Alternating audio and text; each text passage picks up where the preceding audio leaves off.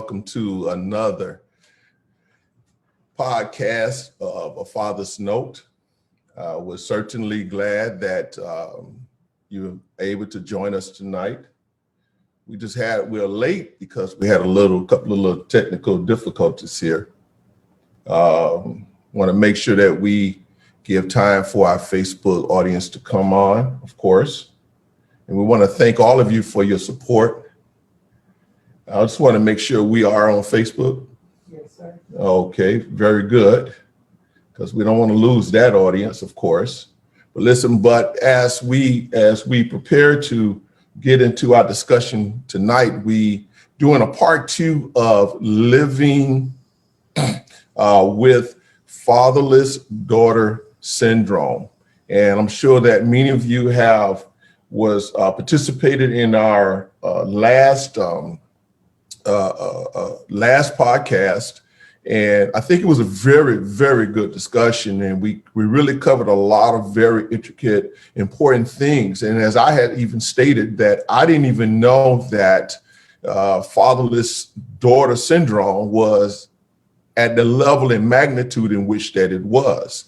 Okay. And of course, what I can say is that it's obvious that we have a lot of our ladies out there, a lot of our women, a lot of daughters that are really, really hurting out there. And so we want to do what we can to help them as much as possible. And but we do have a guest, someone that they tell me that only because of me that they would do this, but they had chose to come on here and share their story with us. But anyway, again, what happened to you, Miss Erica?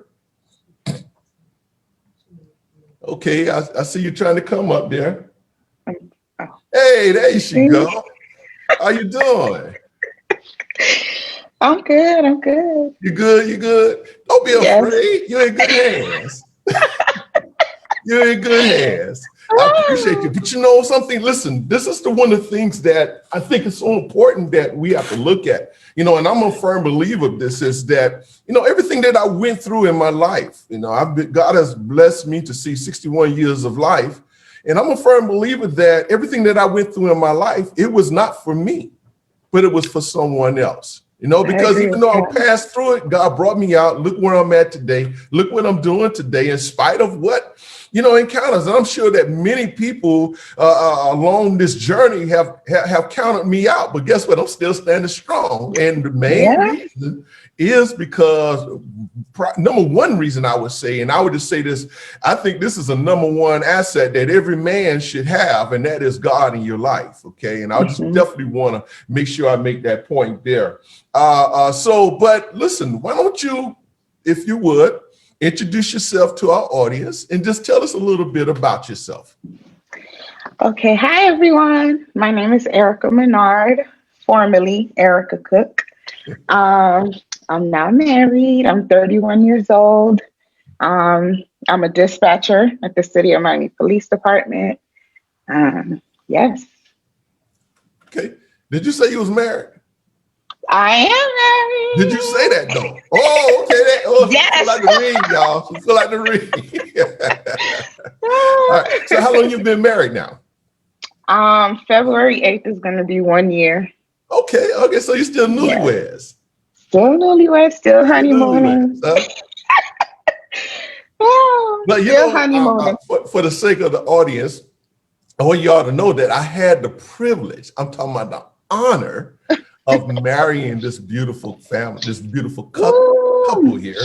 And they're really great people. Oh, and she has a wonderful husband. And I tell you, the man loves it. I mean, he shows it through and through.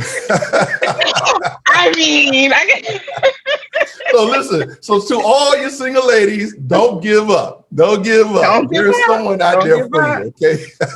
Don't give up. All right. So listen, what's your husband's name? Let's do that now. We got it. My husband's name is Robert Menard. You have a photo there of him? We need to show show this handsome man. Okay. You know I don't have a problem with that. This is my Okay, husband there right you go. here. Yeah, Yes. yeah. It was a beautiful wedding. Listen, everyone, it was a beautiful wedding, and I Oh, certainly it was. I'm so privileged, and thank you. that to have that honor to marry you all. But listen, let's get into the subject. Okay, talking Okay. about fatherless daughter syndrome. Okay, fatherless daughter syndrome. All right. So let me ask this question because I don't really know which way this is going to go, but we Hmm. definitely want your testimony to help someone. Okay, so my first question to you is that at what age would you say you began to notice the absence of your father? When did you notice it? To be honest with you, I didn't notice it until like very later in life because he was never there. He never lived in the home with, well, he did. Him and my mom got divorced when I was 2. So at that age, I didn't really know or, what was happening or what was going on. Um, it was normal to me. Him not being there, I thought it was a normal thing. And so him not being there was like normal to me. I didn't know, like, you know, your father's supposed to be in the home, like none of that. It was just normal. So I didn't realize it until I was like much older, like really when he passed away. So you said so you was he was your parents got divorced at 2. So Hmm. really at that age, you really did not really understand or know Right. um, what it was to have a father in the home. Right. You didn't have that experience. No, I didn't have that experience. Okay, and you said that you did not really notice his absence until after he passed away. Right. I didn't know that. Okay. Because when he passed away, I was older. I was 15. Okay, And all my life, it had been normal. Him being in and out, coming around every few months. Oh, I'm coming to pick you up, never show up. So all of those things was normal to me. It wasn't until I got older and I started to understand relationships, marriage, the family dynamic. It was like, oh, so what I thought was normal is not normal. You know, I just I didn't understand it. so then how did you feel once you realized that, you know what, I should have had a father in the home, and I grew up all this time, especially here that you're talking about you're 15 years old now. Okay, Hmm. and of course you interest in boys is going to start kicking Hmm. in and wanting to have that relationship. Now, so how did you feel though once you saw that, you know what, I should have had a father in the home growing up with me? I felt like lost because I felt like around when I turned 15, when I was old enough, let me say that, to start like building my own relationship that wasn't, because my mom would never let me go with him for the weekend. And, the one time that she did, he was acting up. So she was like, nope, you're not going anymore. And I didn't understand in her mind, she was trying to protect me or whatever. But I loved my dad. Whenever he would come around, I don't care if it's once every 3 months, I love my dad. And my mom, it was hard with her because she was in her mind, they had their own relationship, their own issues. And to her, it's like, okay, you love him, he don't come around, he don't pick you up, he don't do this. But when you see him, it's like he's a superhero to you. I'm a child. That's what he is to me.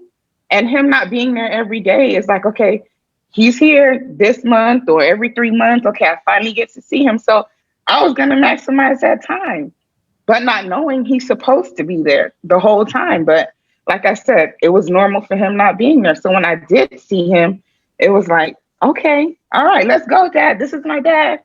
And I wanted to parade him around. Like, I loved him. I was so like happy and proud that he was my dad. But before he passed away, maybe like a few months, that's kind of when I started realizing, like, okay, I want to build my own relationship because, Mhm. I've always been like a very, very, very mature child. But Right. when I'm young, I don't have the means to go find him or, call him. I don't have a phone. So I would, whenever he called my mom, she'll let me talk to him. And I'm like, hey, when you coming? Like, when you coming? Oh, I'm coming. Never show up. He'll just show up on his own time. But when he did, I was all in. So I So, didn't really understand, like, when he didn't come, he was letting me down and stuff like that. I didn't see it that way. I just know when I saw him, it was on. So that was it. what I guess, because I'm hearing two questions that I want to ask you. Number one, so it seemed as if, though, even though he wasn't there, whatever time that you did have with him, you wanted to cherish that moment. Yeah, Am I that's correct? exactly what it was. Yeah. So you wasn't looking at anything that he lacked, or even though he may have let you down from time to time and period to period, all you were looking at was the good. Hey, you know what? My dad is here and I want this time with him. Right. Even if it's only 5 minutes, I want to enjoy this moment with him, correct? So now it seems though you mentioned about your mom. Now, now, correct me if I'm wrong, but is it safe to say that your mom attempted to create the same relationship? Let me see if I can find the right way to phrase this up. In essence, she wanted to push her relationship with your father off on you so that you can have the same, excuse me, you can be bitter with your father just like she's bitter with your father. So I think it was more personal with her, right? It was very personal with her. I think for her, she was trying to alter my perception for me to see him for who he was. He had an addiction. He was an alcoholic. And, when he would drink, he would get crazy and stuff like that. So in her mind, it's like, I don't want you going with him for the weekend because he'll get drunk and this, that, and the third. I didn't care about any of that. I didn't understand what being an alcoholic was. I didn't understand that. And I didn't really care. I just seen him as my dad. So for her, because of everything she went through with him, she was trying to get me to see, oh, don't you see? He don't come pick you up. He don't do this. He don't do that. I'm the one that do this. I'm the one that do that. And as a child, you really don't understand like what she's talking about. You don't understand it. Right. So for me, that's why I say I've always been very mature because the burden has been on me since I was a child. So in your eyes, did you feel that you had the relationship you had with your father that you needed during the time that he was here on earth? At the time, as a young child, I did. Okay. But as I got older, 5th grade graduations, there will be milestones, birthday parties, things that I would want him to be at that he wasn't there. So like I said, in my mind, it's like, okay, he didn't show up to my birthday party, but he's still my dad. So when he comes, we're gonna, we're still gonna be good. Right. But as I got older, as I got, 10, 11, 12, I'm like, okay, this is not right. I'm your daughter. Why aren't you picking me up? When, I started asking more questions. You begin to understand it more now. I started understanding more. So I'm like, what's going on? And I remember one weekend he picked me up and the whole weekend he was just drunk. He didn't feed me. And well, not the whole weekend because I called my mom. I was like, come pick me up because he didn't feed me. So come pick me up. Okay. Why did I do that? See, I told you this and this and that. And then I started feeling like, man, I should have just not said anything. But I know he wasn't the father that I needed him to be. How did it affect you emotionally, though? Once you begin to understand that he should have been there and he wasn't there. He wasn't providing, he wasn't taking care of you as you felt he should have, having a child, especially a daughter. How did you feel? How was you feeling emotionally? It was hard. It was very hard emotionally. I think it made me more I'm very outspoken, very, dominant in certain ways. And, I was very aggressive, very always defensive. It made me a lot less feminine than I needed to be because I felt like, okay, My Wow. mom has to work 2 jobs. How, okay, she's struggling to pay the bills. Okay, I went to find, it was so hard that I went to go find a job. We lived down the street from Winn-Dixie. I was like, I'll pick up the carts, I'll bag the groceries. And she was like, no, you're too young. She was like, come back when you're 14.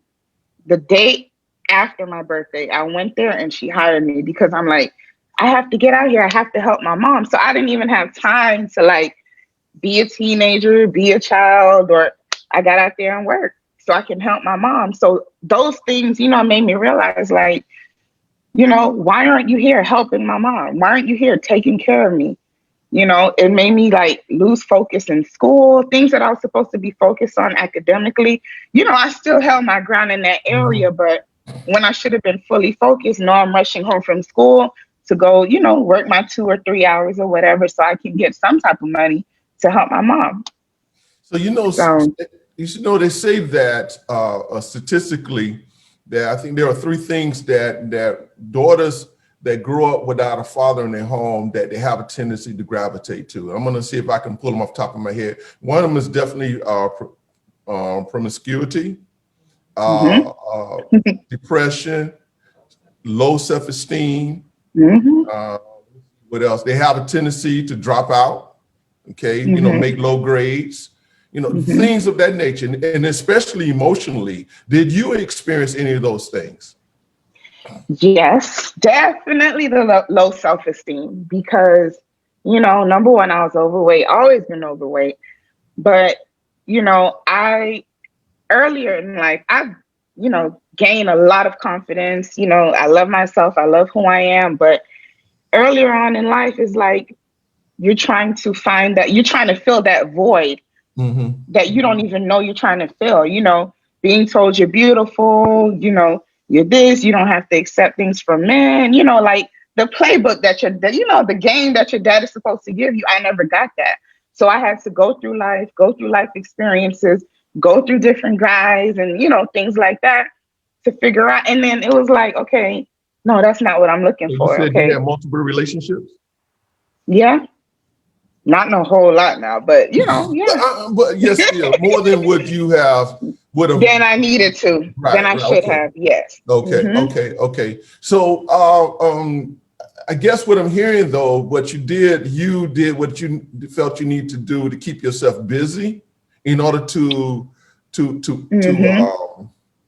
oh my God, in order to compensate for the Yeah. absence of your father. And sometimes you try to overcompensate, like, Okay, okay. okay, you have a whole bunch of friends. You the funny one in the group, you outspoken, you this, you that, you the party girl hanging out. But that's not what's fulfilling. None of that fulfilled me. Anyone that knows me knows, like, well, after my dad passed away, I feel like I was depressed, but I wasn't like sitting in a dark room depressed. It was like, okay, I'm going out to party to hang out just to be around, other people. I was partying whenever I could, I was. And none of those things was fulfilling. I like going out and being social, but it wasn't until I got saved that I realized that that's not fulfillment. And Okay. you can't fulfill that void of not having a father with people in the club, hanging Wow. out, drinking. None of that is fulfilling. Wow. It was only God. Trust me. Right. Trust me. It was only God. What part did your mother, or how supportive was your mother during this time? You was going through this period. Okay, you mentioned you was 31. So again, you went. How long has it been since your father passed? 16 years. April was 16 years. April will be 16 years.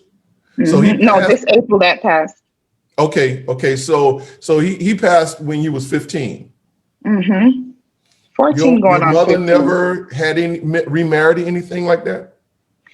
My mom had my sister, but me and my sister are 6 years apart. Mm-hmm. So she never remarried, but my sister's dad was, he was there more than my dad, but he wasn't in the home. So we didn't have any male figures or role models in the home. I'm gonna ask a tough question here. How much of this do you blame your mother, or do you blame your mother for the I lack don't of a blame her. father? No, I don't blame her at all. Okay, okay. He had an addiction. He was an alcoholic. And, as I grew older, as I started going through life, I feel like everyone has a choice.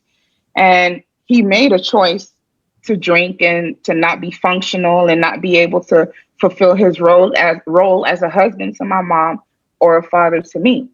And it wasn't until later on, when I started getting saved and reading the word, that was a demon. That alcohol is the demon that either wouldn't loose him or he wouldn't get loose of it or whatever. But, addiction is a thing. I learned that some people, they just can't let it go. And they would rather not have their priorities in order, lose family, lose friends, lose jobs, lose whatever for it.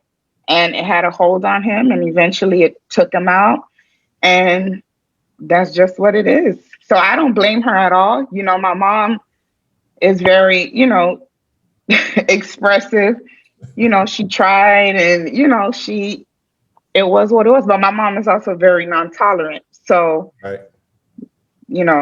He drank, got crazy, and she was like, nope, I'm out. I don't care if I have a child. And that was it. So, But let me ask you a question, because this is one of the things, though, that a lot of mothers do to their children when the father is not in the place that they should be. They badmouth the father. They attack the father to the child or in the presence of the child. And next thing you know, that child growing up feeling bitter and upset at the father instead of really understanding. Because I'm glad to hear that you acknowledge the fact that, you know what, he had a problem. He was sick. He had an issue and he was sick, and it was something that was beyond his control at the time. But I've seen this happen so many times that the mother would attack the father, try to belittle the father in the presence of the child. Is that what had happened to you? She did. Okay. Yeah, she did, because, and then I realized later on that it was from her experience. She was speaking from her hurt and what she went through with him. And in a way, I feel like she was protecting me because she knew that I loved him so much. I cherished him. I honored him. And she didn't want him to hurt me. Him telling me he's coming to pick me up, and he don't. She know that disappointed me. So I feel like she was trying to protect me in a way, but it wasn't right. And I don't suggest for any mother to do that. Whatever issue you have with the child's father, take that up with him. But it was a big burden. Like, I used to wonder, like, okay, why don't you love him like I love him? Like, and as a child, you don't understand that she went through what she went through with him, where she feels how she feels. I don't understand. She used to be talking, and I'm like, okay, I still love him. I'm still going with him next week. It was that kind of thing for me. Right. So have you forgiven him? Oh, yeah.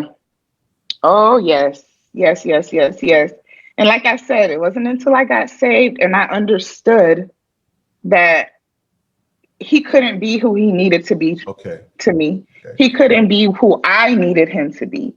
And when I got saved and, I started going to church and I started understanding and reading the word of God, it pierced me. So it's like, okay, he couldn't do it. He would come around every so often. And then when I realized, I'm like, okay, that was his way of trying. I'm his only child, his first child. He didn't have any experience or, whatever like that. And then on top of being an alcoholic, he just couldn't do it. He didn't know how to. So I've forgiven him, and I'm at peace with the fact that, okay, it's not that he didn't want to love me. When he saw me, oh, I love you. I love you. I love you. I love you. But outside of that, the important times when I needed you to love me and I needed you to show up for me, he didn't. And now I understood that, okay, it's not that he didn't want to, he couldn't do it because of, and I had to learn and understand what addiction really is and what it really does to people. And it's not that people don't want to do things. This thing is a demon. It has a grip on them. They can't let it go. Right. So it's just, it's just what it was. And I really had to repent, because at first when he passed away, I'm like, and my mom, like, look, if he would have just let go to alcohol, he would have been okay. Okay, who said he didn't want to? Who said he didn't try? He just couldn't. That was his thing. Right. So forgiveness, definitely forgave him. That's good. Good. I want to acknowledge some of our Facebook Live guests, and there's one guest that has on by Ms. Thompson, and she said that Thomas. I'm sorry. She said that my daughter's going through this now, and she is 13 years old. So, what would you say to her? What words would you share with Ms. Thomas concerning her 13-year-old daughter? Just love your daughter as much as you can. Just guide her, teach her as much as you can about life. For me, my mom worked a lot, and it was to keep food on the table, to keep the lights on, to keep a roof over our head. And I understood she did what she had to do. So a lot of things that I should have been taught about life, she wasn't home a lot of the time. So, okay, I'm hanging out with my friends, talking to boys on the phone, being, at that age, my interest is peaked and everything like that. And I did those things. So be there as much as you can. Work will work itself out. Bills will work itself out. But trust me, the life lessons that you teach your daughter, you being there, spending time with her, talking to her, like being that best friend. I love my mom. Me and my mom are close, but we're not best friends because we didn't talk about sex or, no, we're not talking about sex. We're not, and that's the conversation I needed. Right. Had you said something, I probably could have, but have uncomfortable conversations. It doesn't matter if it's uncomfortable for you. It don't matter if she tell you, Mom, I don't want to talk about it. Yes, we're going to talk about it. Give her the game. And that's what I needed. If somebody would have gave me the game, it's some things I could have escaped. I know you were very close to my wife. In what ways have my wife inspired you as a woman? Oh Lord, I'm getting emotional.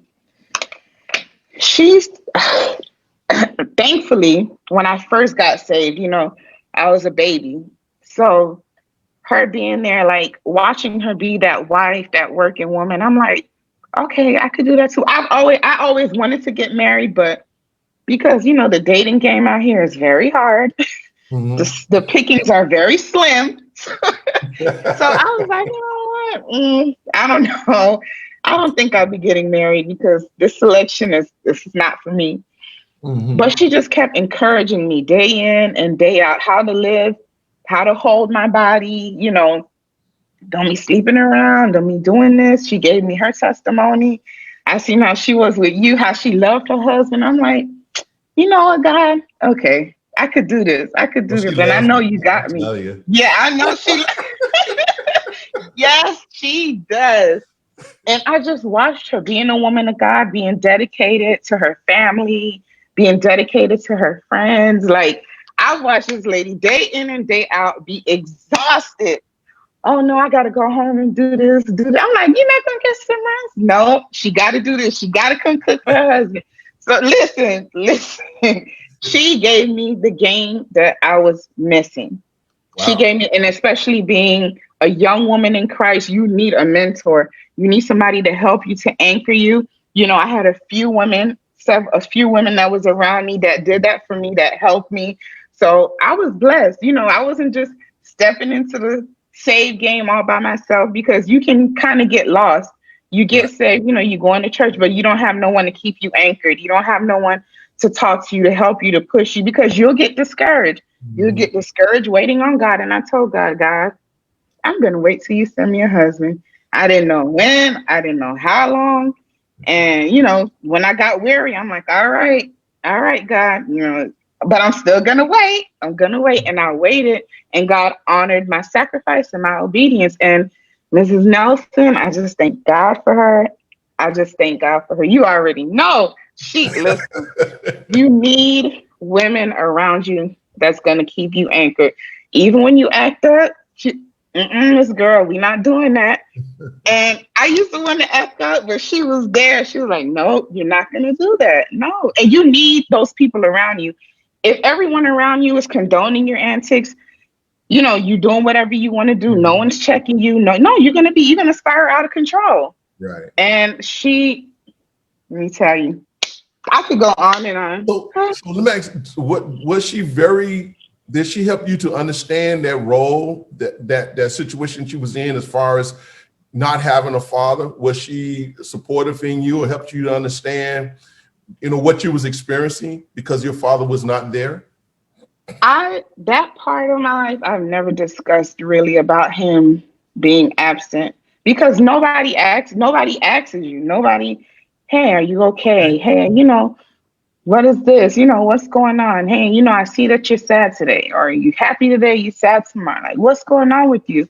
Like, nobody asks you if you're okay. Nobody, people may care or may not care, but no one asks, really, really take the time to know you, to ask you. Like, so I've never expressed it. What him not being in my house, him not being in my life has affected me. So really, only my husband. I don't mean to cut you off, but how important would you say that a father is in the life of a daughter? 1,000%, 1,000% important. It's probably, your mother is there to nurture you and, things like that. But when you have a father, I feel this now with my husband. So, I'm not putting him in the daddy role, but the way he is with me protects me 1,000%. Right. My protector, he loves me, tells me I'm beautiful, he takes care of me, all those things that my dad was supposed to do. Now I'm feeling like, okay. Wow. And I don't really express it to him or whatever. I just, mess with him a lot and stuff like that, just be all over him. But I'm feeling it now because it's like, okay, this is what protection is supposed to feel like. Let me tell you something. There is no one walking this earth that can mess with me, okay? Robert is coming. You already know. You know it. Yes, right? Listen, no one can mess with me. The love, the care, okay? Even if it's something as simple as food, even if it's something that's, because I'm an energizer. I go. Okay, go lay down. Go get some rest. All those things is like, I'm feeling it. So a father is so important. Let your daughter know, no, your husband, whoever it is, supposed to protect you. He's supposed to love you. He's supposed to take care of you. Right. So fathers, the role is, I can't even express it enough, because when you don't have one and, you go through life, you see a lot of women hating men, bashing men, and that's them from bad relationship too. But daddy issues will take you there. Wow. And then if you don't take care of those daddy issues, you'll get into relationships, and you can have a good man, but you'll project it on that man. And he's going to be like, no, you're not going to talk to me like that. You're not going to do it's not going to work. So you need to deal with your emotional issues first before you really get, especially if you're dealing with issues concerning an absent father or issues with men, you need to fix that first. You have to fix it. Look into getting into a relationship, let's say, such as like marriage, because you're going to bring that baggage into that relationship, and that man trying to love you, and you keep attacking him, and trying to figure out why. Why you like this. So again, I guess what we're saying to our audience, ladies that are single, and if you're going through this, the first thing you need to do is you need to fix yourself first. Deal with your own. You're not going to fix everything, whether it's counseling. Okay. I thank God for my marriage counselors, because listen, if you're a Christian, get a Christian marriage counselor. The other ones are fine, but you need someone that's going to give you the word and give you what's real. And the ones that's going to check you, even though I didn't like it, but I needed it to help me grow, to take me where I needed to be as a wife, because I probably wouldn't have survived, because I'm the type of person, okay, no, you're not, I'm going to go do this. No, it doesn't work like that. You're not going to fix all your issues, because once you get into marriage, you'll find things, that'll come out, or it'll shine a light that, okay, I gotta chill, I can't be doing that. But you have to start while you're single, whether it's therapy. Don't be afraid of therapy. People are afraid of therapy. Go talk to someone, or talk to, someone that you trust. Or if you don't trust nobody, pray. Trust me, God will help you. That's it. That's Trust it. me. Yeah, thank you. I want to thank all our Facebook listeners and watchers again. Ms. Nad, Ms. Gomez, Ms. Gregory. Thank you so much, Ms. Regina. So certainly appreciate all of your support. Mr. McNeil, thank you for tuning in. Ms. Hernandez, I wanted to acknowledge them. Thank you so much for your support to our channel. We're going to get off. I think we've said enough. Yes. But something that I want to do, I do want to make this point. And, I was talking about my wife, of course. My wife, one thing I've never heard my wife do, and that was to belittle her daughter's father in their presence. And I think that that's one thing that mothers out there, please, if the father is absent, don't be negative toward him in the presence of your child. However you may feel about him, or however whatever your relationship was, it should not affect the relationship between him and his child. You don't have to say anything bad about him. That child, as they get older, they will come into the knowledge of, you know what, he wasn't there when he should have been there. Or they would allow them. I guess what I'm saying, we need to allow them to draw their own conclusion about their father, instead of you having something to say about it. There's a video on our YouTube channel that I want to encourage all of you to go and watch. And it's a video of my oldest son, and when he talks about forgiveness. And it's such a profound video. I'm gonna do a podcast on it, because I definitely want to talk about it, because there is a pattern there, and if we're not very careful, we can constantly repeat the pattern, and then we wonder why we have so much dissension amongst our families, especially with our fathers and sons, our fathers and daughters, and so forth and so on. But I did want to throw that out there. So your relationship with your mom is good now, though, right? Me and Mom, we've always been good, but my mom is she's just her. She's just off the chain. She don't care, and that's that. Eventually, like you said, something very important. The children will draw their own conclusion based on their relationship. And, like I said, when I was younger, I didn't understand it. But when I got older, I'm like, no, he couldn't. He chose to live that life. That's what he chose. So guess what? I have to move on. I have to forgive him. I'm not going to sit here and dwell on what he did do, what he didn't do. I don't. For my peace and for my healing, and for me to live the life that God intended for me, I have to forgive him. He's dead and gone. Why am I still holding on to that? Even if he was alive, I still can't dwell on that in my adult life. I have to let it go. And that's very important. So the kids will draw their own conclusions. Trust me. That's great. That was because in one of the letters that I have read last week in our last podcast, that lady said that, listen, even whether or not, forgive your father, whether or not he's dead or alive, forgive him, pray for him. And it's so true and it's so obvious that the key thing with all of this is the importance of forgiveness. We gotta forgive no matter what we are experiencing. Okay, but listen, we're gonna go ahead and close here, because we do have another guest that we want to just give a little time to in this podcast talk about. But listen, I want to thank you so much. Do you have any final words that you would like to share with the audience? As far as because listen, you won. You got the victory in spite of what you went through. Because you can imagine so many young ladies who have gone through what you've gone through. They are either strung out on drugs, they got multiple babies and all this in life. They just ran their life ragged, and still, listen, you survived. God survived.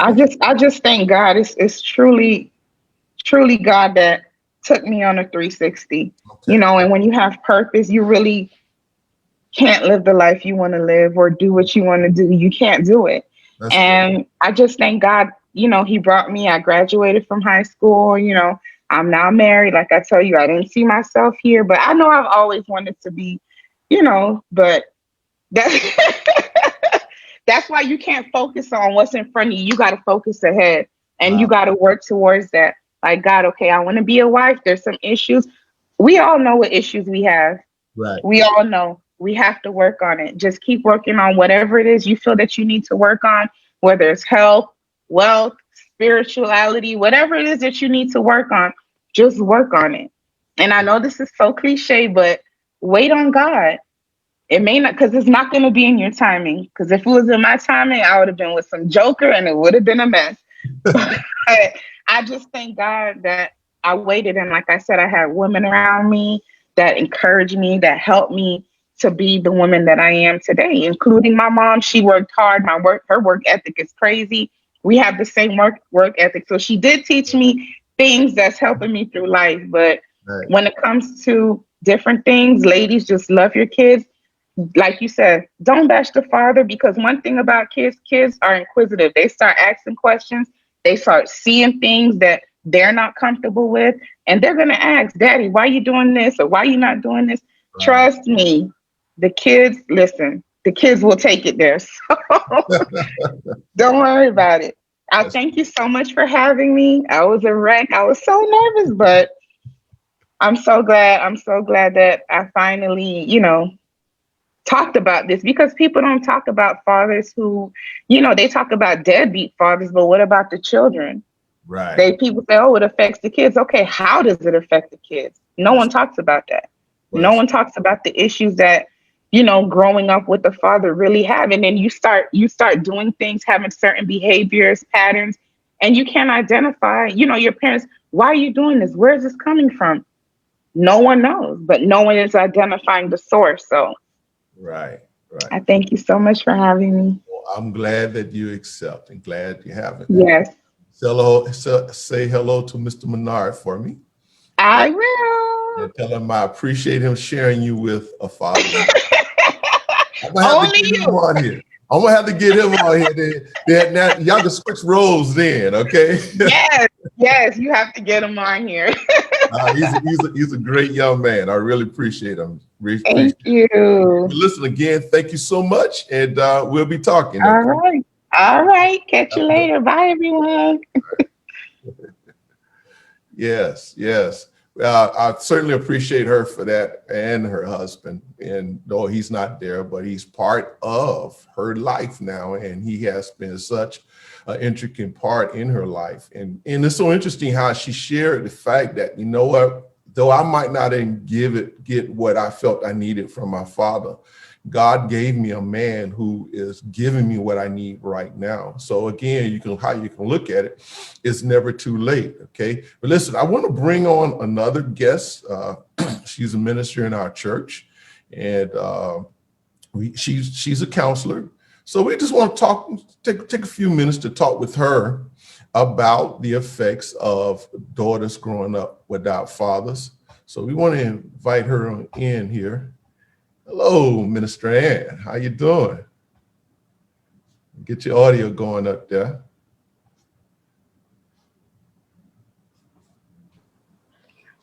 Hi, Hi. you there? I don't know what happened. Oh, that's okay. That's okay. You're here now. You're here now. Thank you for coming on. Thank you for sharing. Why don't you introduce yourself to our audience? Just take a few minutes here. Just have a little discussion here. Okay, I'm Ann White, and I am a licensed mental health counselor. I have worked with families, I work with adolescents, adults, and I'm also a life coach and a Good. mother. Good. So I'm sure you heard the interview that I had with the young lady, and I'm sure that there are many women, even not so much even as teenagers, but even looking at it, that even her father had passed away when she was 15, and for the next 15, 16 years, that still had an effect on her. Right. Her father not being there. Okay, and I'm sure that, so in essence, I'm sure we have some women that are 20 years old, 30 years old, 40 years old, maybe even 50 years old, who have not gotten over the absence of their father. What would you say to them concerning that? Okay, from my position, that what I've seen and sort of learned is the fact that one of the things that many people don't understand is, when a woman have a baby, you go through these developmental stages and then they stop. But what they don't understand is that we heard like between the ages of 1 and 6 years old are the very uh, years of development. But what happened is that, okay, we're talking about daughters. Okay, so what happened that when a daughter reached the age of from between 12 and 18, or Mm-hmm. 12 and 17, Mm-hmm. and just like I heard Erica mention, it was in that time frame that her father, had Her passed eyes away. begin to open. Right. And so what happened, the brain is still developing. Mm-hmm. So when the father is absent during that time, we say the hormones and everything start kicking in. But what happened to a young lady during that time frame, that phase from 12, and particularly 12 to 17, Mm-hmm. they are looking, it's whatever it is in their brain that's developing at that time, Right. the father should be validating that. Okay. The Oh. father speaking in the life of his daughter more so, because in that time frame, as the brain is developing, it's receiving knowledge, it's receiving information. And this is why you hear even Erica mention it. I heard that part where she felt the void. See, if Mm-hmm. you don't put the right knowledge at the right time into a person growing stages, they're going to miss it. So you Right. can't tell a baby about certain things in life because they're an infant. They don't need that now. Mm-hmm. Girls need to be validated by their fathers. They need to be validated by a male figure who is speaking into their lives to Mm-hmm. validate the quality and the value that they are. And then when they don't have that, when that void is there, oftentimes and not, what they'll do is they will go seeking for it. And of course, finding love in all the wrong places, you get the wrong thing. It's not what you're looking for, but it's anything to fill that void. And so one of the things, even if, like I think you mentioned, young adults, even as a young adult, that void is still there. Mm-hmm. Even get married, because a husband cannot feel what the father should have feel. Right. Okay, Right. the husband, a man voice carries that authority. It Mm-hmm. carries the validation. It carries what that girl wants to hear. I want to hear my father say, I'm a good girl. I Right. want to hear my father say, I'm pretty, I'm beautiful, I'm this.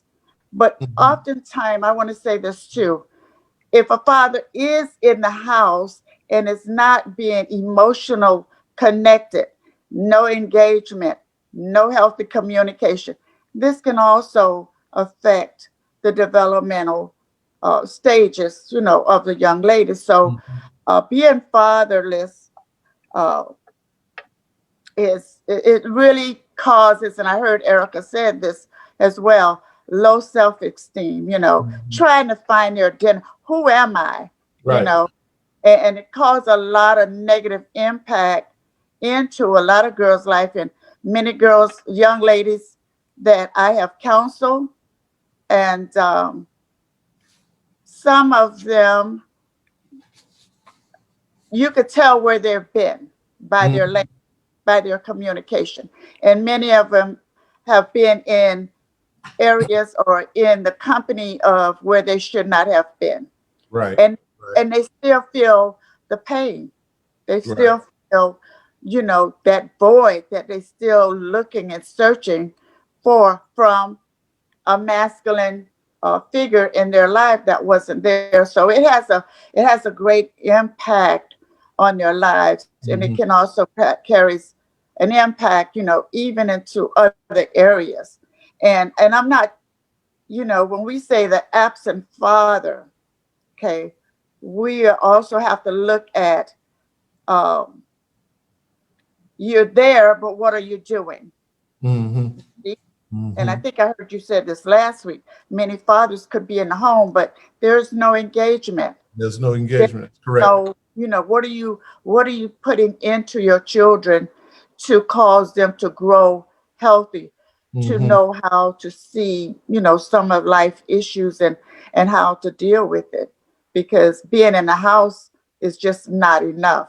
You have to be engaged in a healthy way, and if the man isn't in the house, if the father isn't in the house, there still could be a father figure, that's still imparting some wisdom and knowledge and validation and assurance into that young lady's life, because she needs it.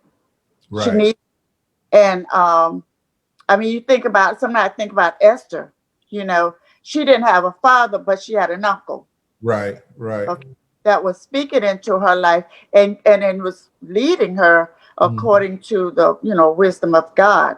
So sometimes it's not so much the biological father as it is, this is the person, or this is the man, this is my uncle, this is my brother, whoever, who really guarded and protected me, and gave that young lady that development that she need to now go to the next phase of life. Okay, from 1 to 6, 6 to 12, 12 to 18. Right. Because I see what she's also looking for during that stage from 12 to from 12 to 17. She's also looking for what a man is. That's See, good. because her phase in life is adulthood.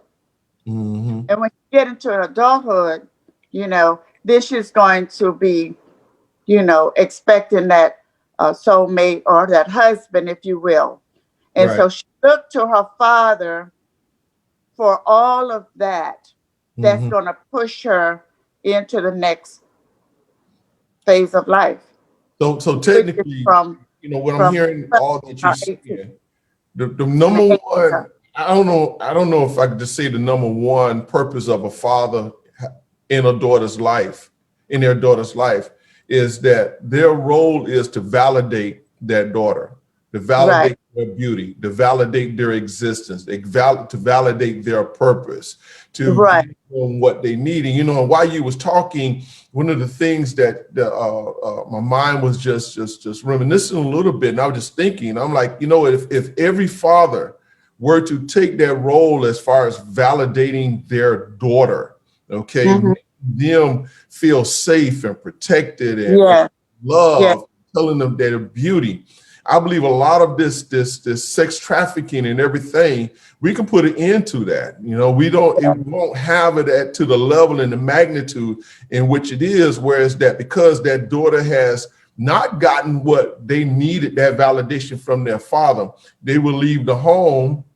Whereas, especially if their mother is the head of that home, and they will go look for the validation in some other man. And as you say, finding love in the wrong places, then they end up being abused and taken advantage of. Okay. Right. Exactly. Exactly. Thank you so much. We really up against the clock here. And but I think what you said was a lot.